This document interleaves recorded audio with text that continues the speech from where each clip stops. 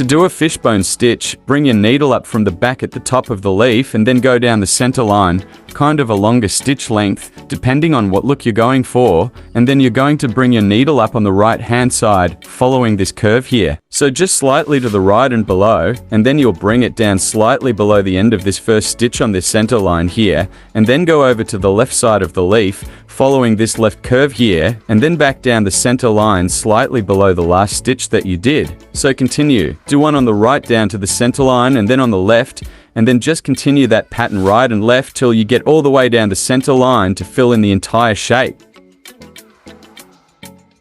And that is how you do a fishbone stitch.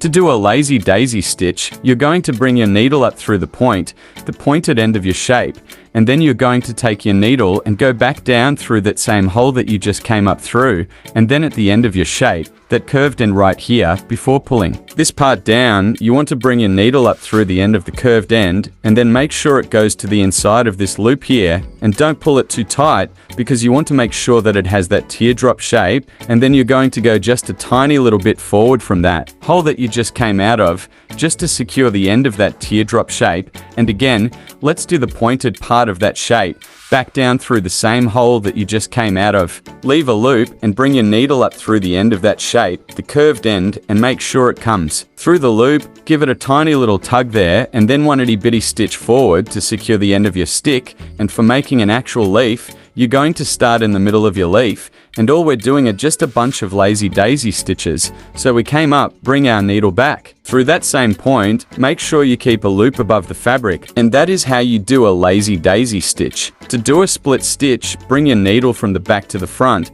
go one stitch length forward, and just like the name suggests, the next stitch, you're going to come up through the back, but you're going to split the middle of the previous stitch, so come right up through the middle of that thread, and then go another stitch length forward and then come up through the middle of that stitch. This is another great stitch for outlining things, and just like with the back stitch, if you come to some curves, you can shorten the length of your stitch to make it so that the curves are more smooth. If I'm outlining something that has a lot of curves, this is actually my favorite stitch to use. And that is how you do a split stitch.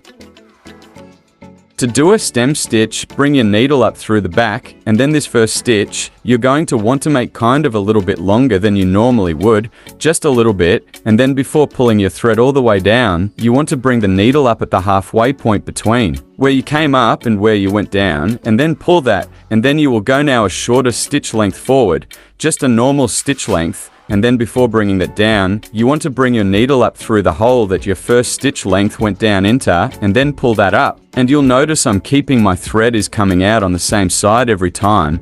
So let me show you. I'm doing one stitch length forward, bringing my needle up through that last hole, and I'm pulling the thread away this way rather than bringing it under and going that way. It doesn't really matter. And that is how you do a stem stitch. To do a satin stitch, I first like to draw some directional lines to show me which way my stitch is going to be going. That's especially helpful if you're doing a curved shape like a leaf, but you start by bringing your thread up through the back, and all you're going to be doing is you're going to be coming in from the back on one side and then going down into the fabric on the other side, over and over again until you've filled in the shape. And so what I first like to do when I start stitching is break the satin stitch up into sections again. This is really helpful if you are doing a curved shape. So I'm just going to stitch over each of these directional lines, and then what I like to do is go back in between each of these sections and split them in half again with another stitch.